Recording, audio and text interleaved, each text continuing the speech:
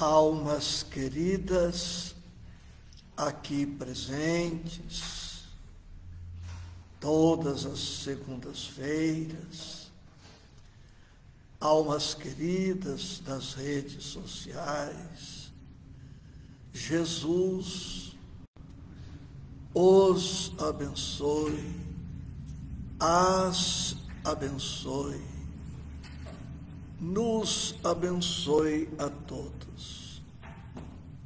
Estudo sequenciado do Evangelho segundo o Espiritismo, capítulo 2. Meu reino não é deste mundo. E hoje vamos nos deter no terceiro tópico, o ponto de vista, tema que se encontra nos números 5 a 7. Já vejo aqui na tela as presenças das irmãs Milena Natal, Solange Cristina Claro, nossa sobrinha linda e querida, Mima Vilas Boas, e com a Mima vários companheiros do Centro Espírita Francisco Borici, em Franca, e também nossa mana Rosa Claro, em Bauru. Nosso tema, o ponto de vista. No capítulo 2, meu reino não é deste mundo. Como já dissemos em outras oportunidades, o tema central deste capítulo, em uma palavra, é imortalidade. Imortalidade da alma, ou continuidade da vida espiritual após o fenômeno denominado morte. Se não somos imortais, se a vida não continua depois da morte, tudo perde o sentido. O Evangelho perde a sua razão de ser. Nós estarmos aqui neste estudo de agora não teria nenhuma importância se com a morte tudo se acaba, tudo perderá o sentido, tudo perderá a razão de ser. O Evangelho, em síntese, é amor.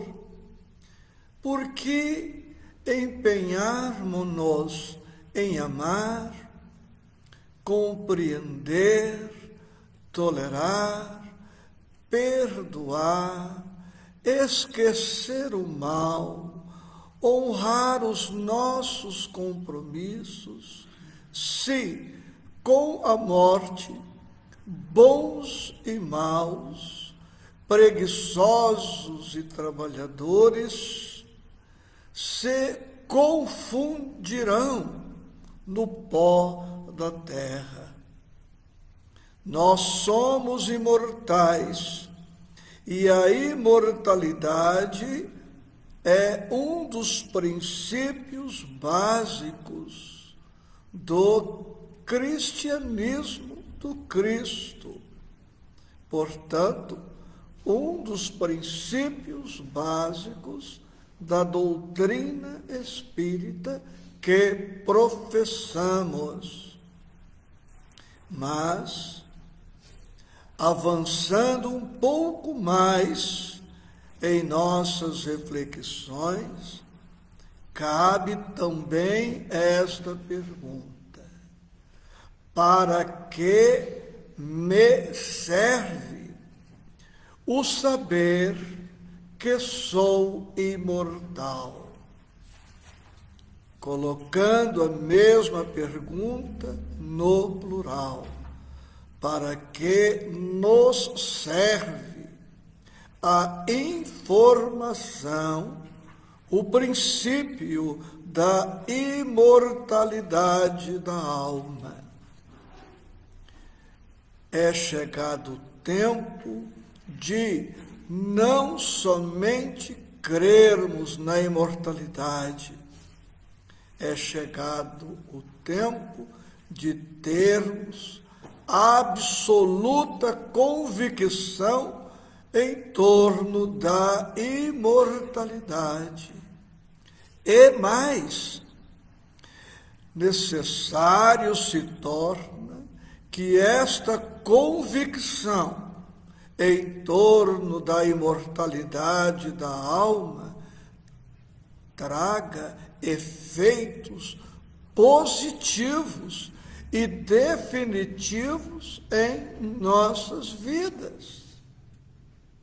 Se, crendo, se tendo certeza da imortalidade da alma, da justiça de Deus que prossegue o seu curso, eu continuar a ser o mesmo egoísta de sempre, o mesmo orgulhoso de sempre, o mesmo prepotente de sempre. Triste conclusão. A mensagem do Evangelho, a doutrina espírita, a certeza da imortalidade da alma, para mim, não está tendo nenhuma utilidade.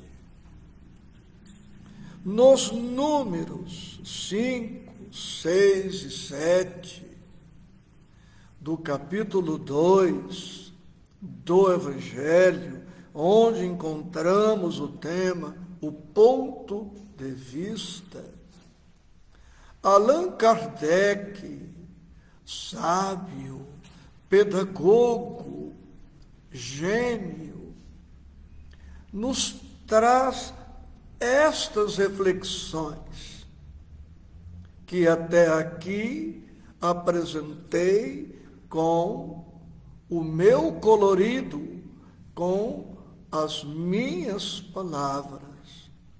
Mas ele diz no item 5 dos efeitos positivos que se espera daqueles que têm convicção da imortalidade da alma.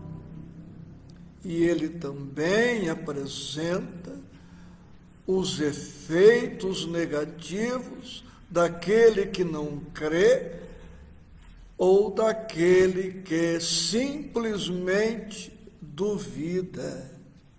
Diz ele: para quem se coloca pelo pensamento na vida espiritual, que é indefinida, e a partir daí ele vai pontuando os efeitos positivos. Então, na quarta linha aqui da minha sinopse, copiando o texto de Allan Kardec, ele diz: para quem se coloca pelo pensamento na vida espiritual, que é indefinida, a vida corpórea se torna simples passagem, breve estada num país ingrato, as vicissitudes e tribulações dessa vida não passam de incidentes que ele suporta com paciência, por sabê-las de curta duração, devendo seguir-se-lhes um estado mais ditoso. À morte, nada mais restará de aterrador. Deixa a morte de ser a porta que se abre para o nada e torna-se a que dá para a libertação, pela qual entra o exilado numa mansão de bem-aventurança e de paz, sabendo temporária e não definitiva a sua estada no lugar onde se encontra, menos atenção presta às preocupações da vida, resultando-lhe daí uma calma de espírito que tira àquela muito do seu amargor.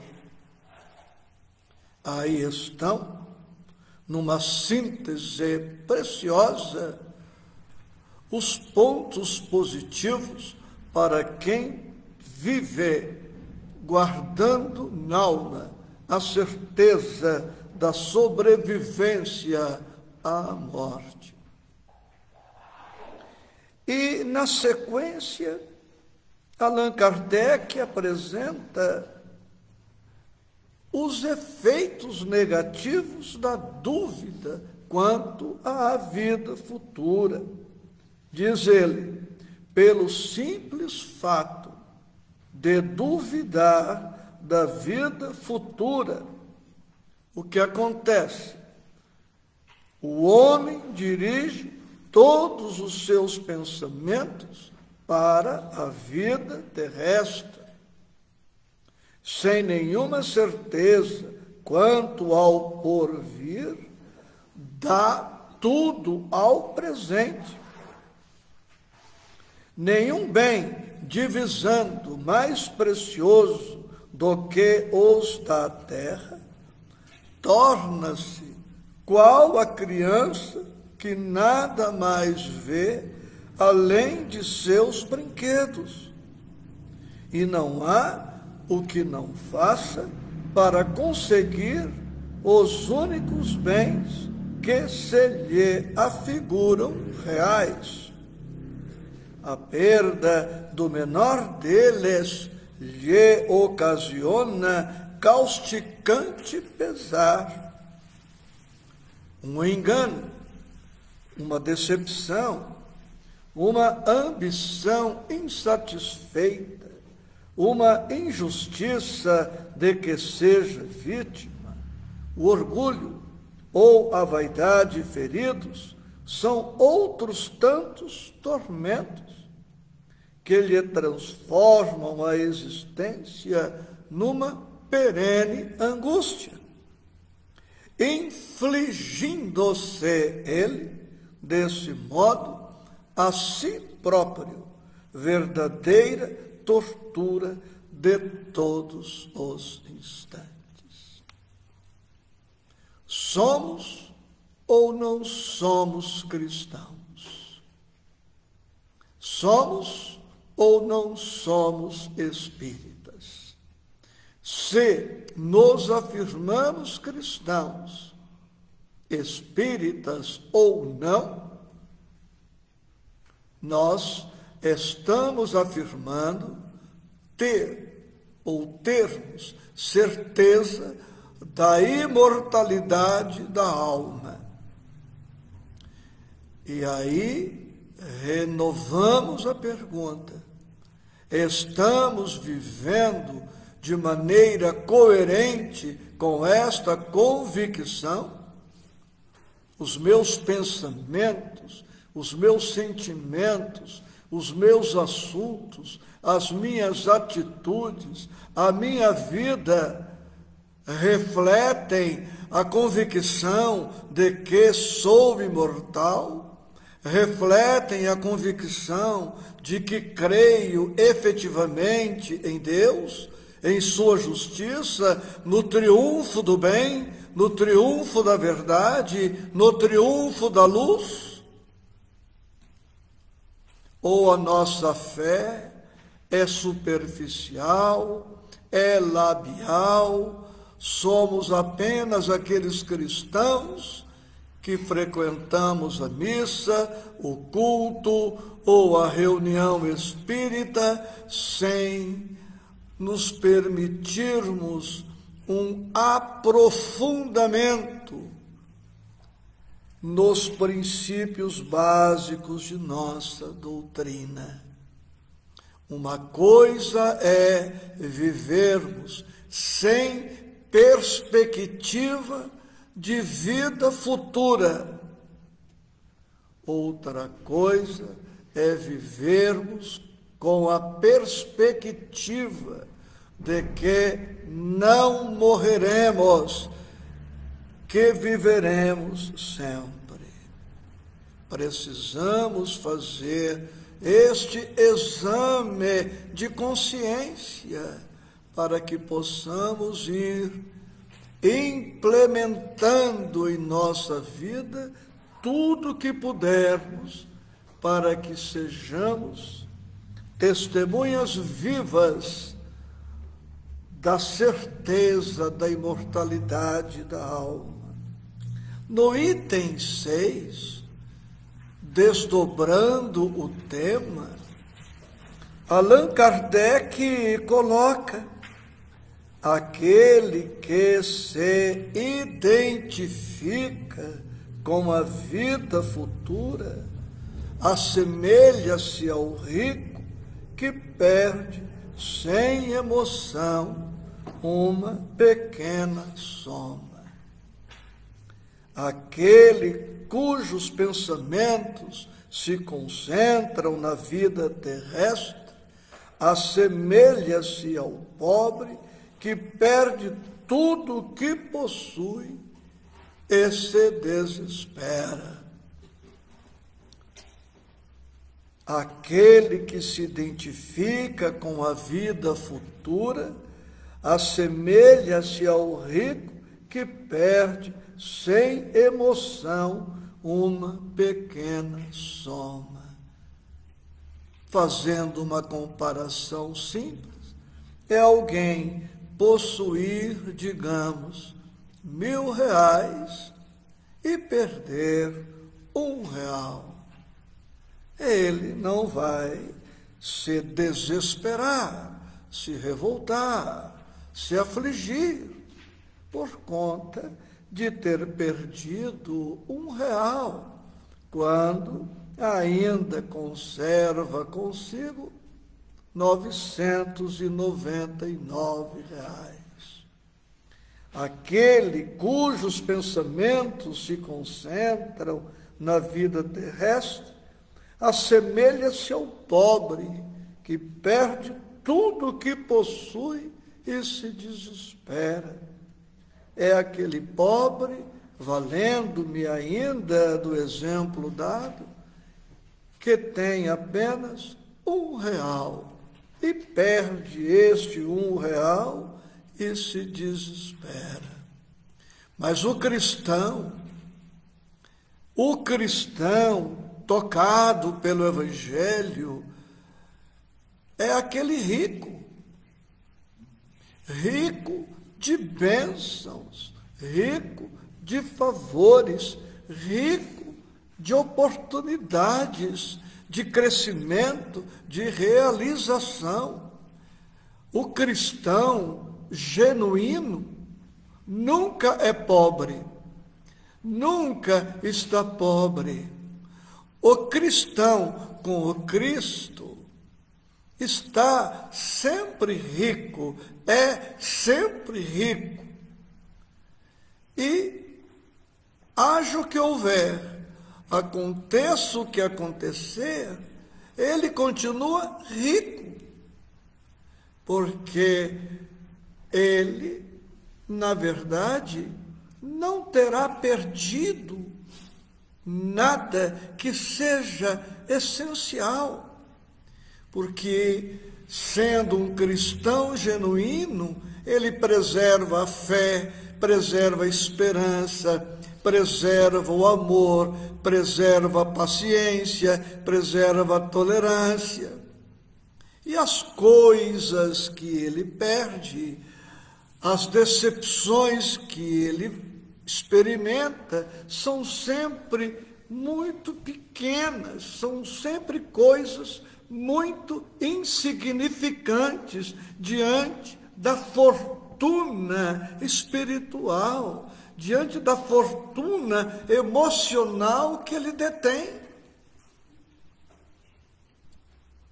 Então, nós, os cristãos, devemos colocar o nosso coração no nosso tesouro espiritual, que é o essencial, é aquele que efetivamente é nosso, é aquele que efetivamente segue conosco por toda a vida física e por toda a vida espiritual, além do túmulo. E Allan Kardec, no item 7, vai dizer isto. O Espiritismo dilata o pensamento e lhe rasga horizontes novos. A doutrina espírita, recordando Jesus, nos apresenta um novo e positivo olhar. Haja o que houver, aconteça o que acontecer, venha o que vier, o espírita cristão mantém o seu otimismo, mantém a sua confiança, mantém a sua gratidão, a sua esperança, continua animado, disposto, perseverante, atuando no bem, esperando sempre pelo melhor. Se a doutrina espírita e o Evangelho têm-lhe penetrado o coração.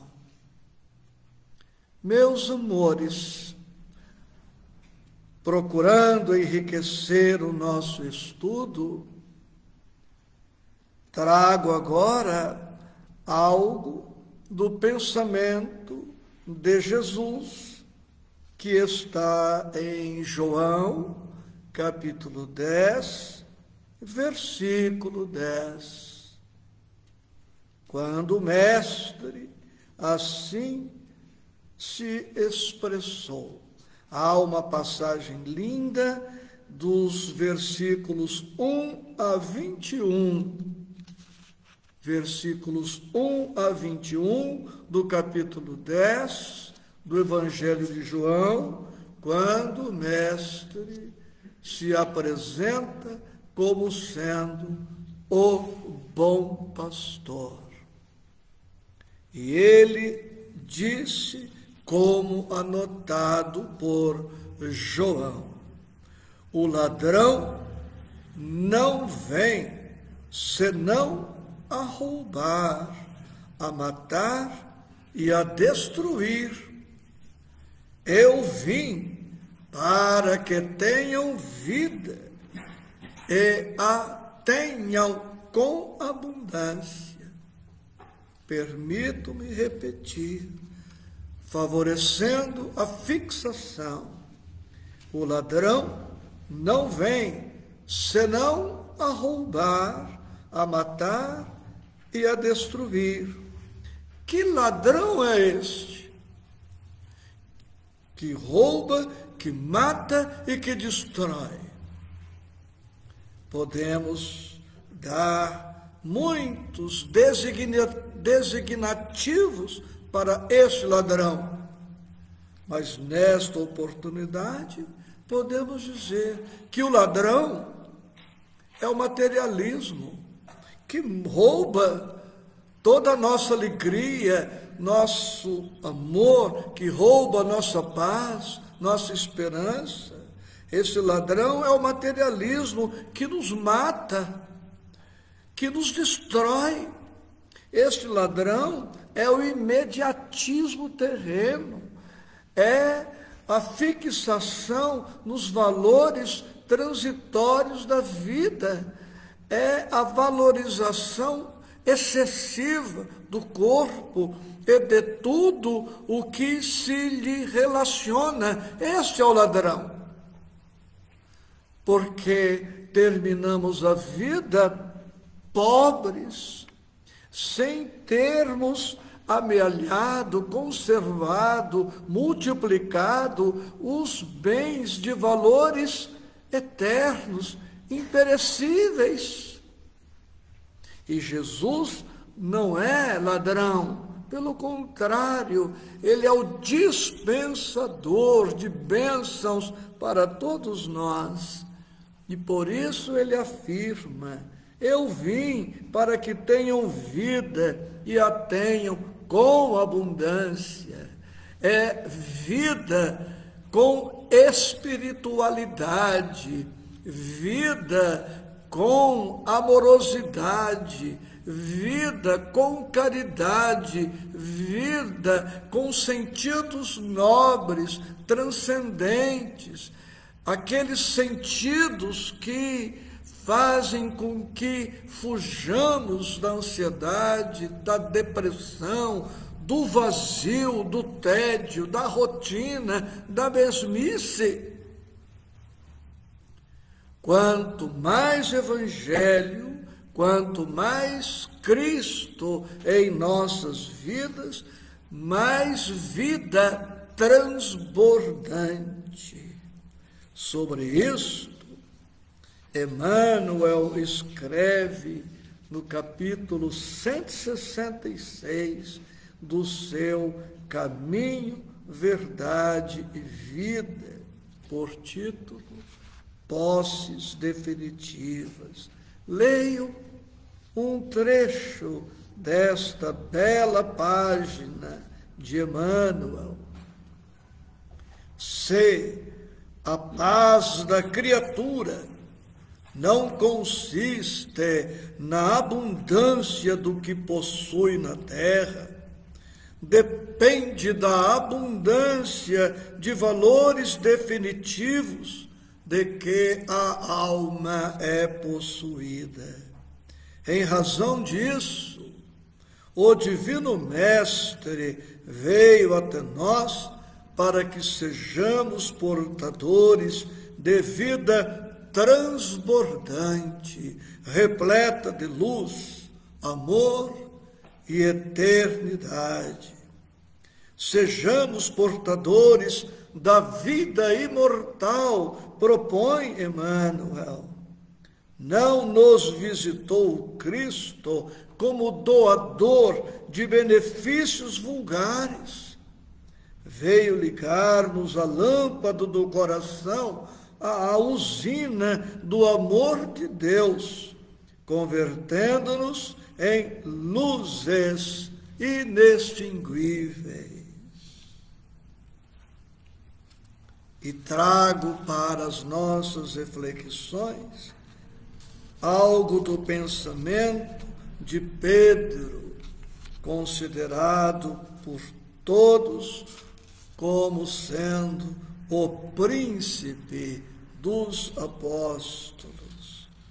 Pedro estava tão seguro da imortalidade da alma, estava tão certo da justiça de Deus, estava tão certo da lei de causa e efeito, estava tão certo de que nada deveria temer, que em sua segunda epístola, no capítulo 1, versículo 14, anotou com absoluta serenidade, sabendo que brevemente hei de deixar este meu tabernáculo, como também nosso Senhor Jesus Cristo já mo tem revelado. Pedro designa o corpo orgânico como tabernáculo, como tenda, como casa, como templo do Espírito. Tal o respeito que Pedro atribuía ao corpo como sendo esta ferramenta, este instrumento sagrado de que o Espírito se serve para amealhar os bens imperecíveis e imortais.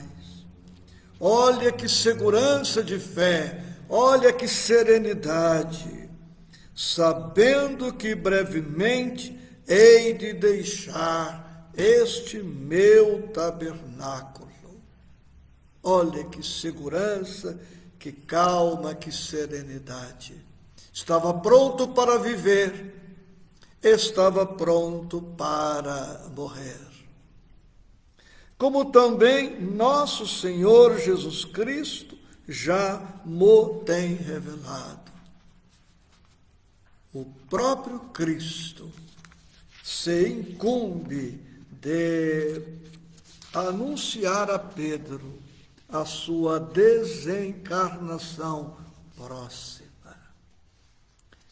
Material para as nossas reflexões. Meus amores, temos dito aqui que o Evangelho é também hospital para as nossas almas, para os nossos corpos. Temos dito que o Evangelho é uma universidade onde podemos penetrar os segredos da ciência do Espírito, da ciência da vida. Meu abraço a Ana Carolina Benevenuto, Irma Finati, Marilúcia França e outros afetos mais. E recordando que precisamos tratar das nossas enfermidades espirituais, trago o livro Agenda Cristã do médico André Luiz, capítulo 10, nos momentos graves. Sugere ele, nos momentos graves, use calma. A vida pode ser um bom estado de luta, mas o estado de guerra nunca será uma vida boa. Nos momentos graves, evite lágrimas inoportunas. O pranto pode complicar os enigmas ao invés de resolvê-los. Nos momentos graves, se você errou desastradamente, não se precipite no desespero. O reerguimento é a melhor medida para aquele que cai. Nos momentos graves, tenha paciência. Se você não chega a dominar-se, debalde buscará o entendimento de quem não o compreende ainda.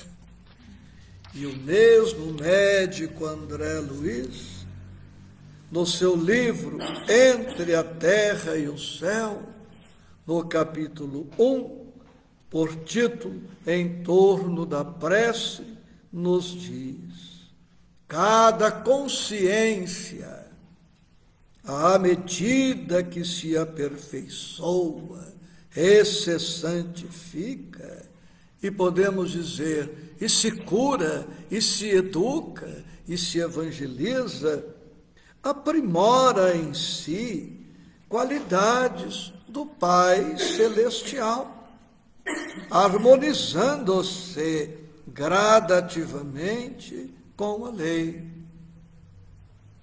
Cada consciência, à medida que se aperfeiçoa e se santifica, e se educa, e se evangeliza, e se melhora, aprimora em si qualidades do Pai Celestial, harmonizando-se gradativamente com a lei. Quanto mais Deus em nós, mais saúde, mais harmonia com a lei, com a vida, com tudo, com todos. E Joana de Ângeles, em seu magistério tão bem maravilhoso, no seu livro Momentos de Alegria, capítulo 10, em soledade, anota: a estrada de todos aqueles que buscam a verdade é caracterizada pelo silêncio, pela soledade. Os ocupados com a busca do bem não dispõem de tempo para repartir com os ociosos, os saciados, os gozadores. Diz ela: libera-te das ataduras da autocompaixão, renova-te e avança no rumo dos objetivos elevados. Em soledade, talvez, porém, ao encontro de Jesus Cristo, que da solidão da montanha onde se refugiava, após aurir forças com o Pai, descia a turba multa para ajudá-la a que ascendesse, superando os obstáculos que criava, fruindo da liberdade que ele oferecia. E hoje, amores, sempre procurando desdobrar, enriquecer, trago algo mais. O pensamento que está no capítulo 7 do livro Céu e Inferno, Código Penal da Vida Futura, no seu item 1. E todas as semanas pretendemos trazer um dos 33 tópicos que compõem o Código Penal da Vida Futura, à luz do Evangelho, à luz da doutrina espírita. A alma ou espírito sofre na vida espiritual as consequências de todas as imperfeições das quais não se despojou durante a vida corporal. Seu estado, feliz ou infeliz, é inerente ao grau de sua depuração ou de suas imperfeições. Quem trabalha por conquistar saúde espiritual enquanto encarnado, colherá o resultado deste esforço, experimentando mais saúde no além-túmulo. E quem nada faz para curar-se das enfermidades espirituais, segue enfermo. É da lógica, é do bom senso, é de justiça que seja assim. E termino com Eurípides Barçanufo evocando Deus, o Pai amantíssimo, justo e bom. Com este pensamento: Deus, reconheço-vos eu, Senhor, nos lindos antélios, no íris multicolor, nas auroras polares, no argêntio da lua, no brilho do sol, na fulgência das estrelas, no fulgor das constelações. Profunda gratidão aos companheiros de sempre e aos companheiros das redes sociais que estão conosco hoje, como têm estado nestes meses todos. Muita paz a todos, agora também abraçando o primo Kiko Luiz Altomare. Muita paz a todos.